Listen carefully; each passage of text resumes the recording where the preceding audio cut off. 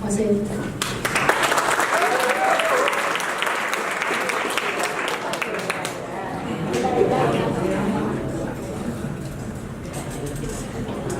สวัสดีข้าพเจ้านางลินดาต่างหน้าไฟค้านขอขอบใจทั้งฝ่ายเสนอที่ท่านได้เสนอมาว่าเฮ็ดเวียกเอกชนดีกว่าเฮ็ดเวียกน้ำรัฐดังนั้นพวกเขาจึงเห็นว่าการเฮ็ดเวียกน้ำรัฐมีความสะดวกการคุ้มครองเบิ่งแย้งและสวัสดิการที่เอื้ออำนวยความสะดวกให้กับชีวิตการเป็นอยู่ของพนักงาน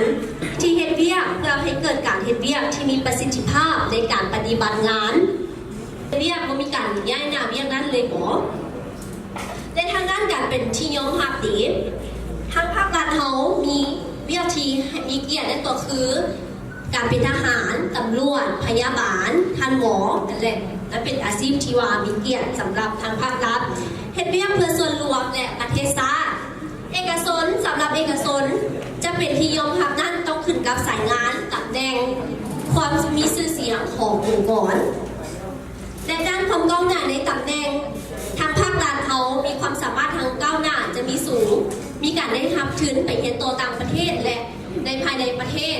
ขั้นตำแหน่งหรือลดตำแหน่งให้สำหรับคนที่ว่ามีตำแหน่งหรือว่าขั้นนั้นสำหรับเอกชนเงินเดือนสูงก็เป็นบางภาคส่วนเท่านั้นแต่บางบริษัทก็ยังมีนโยบายให้พนักงาน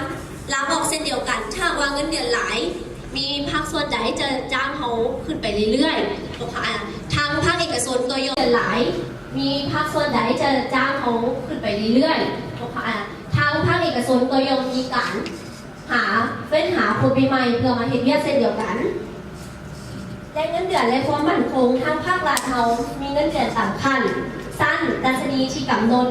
มีสวัสดิการคุ้มครองทางตัวทานเองพ่อแม่พี่น้องและครอบครัวมีเงินตำแหน่งลดประจำตำแหน่งว่าจะเป็นภาวะเศรษฐกิจจะมีการเปลี่ยนแปลงอะไรไปไหนก็ตามจะโดนส่งผลกระทบต่อตัวเขาเองแต่ถ้าว่าเอาเรื่องกับเอกชนมันจะมีผลกระทบทางด้านการเงินคือตัวอย่างว่า PS เนาะจะเป็นบริษัทหนึ่งที่มาเป็นเอกชน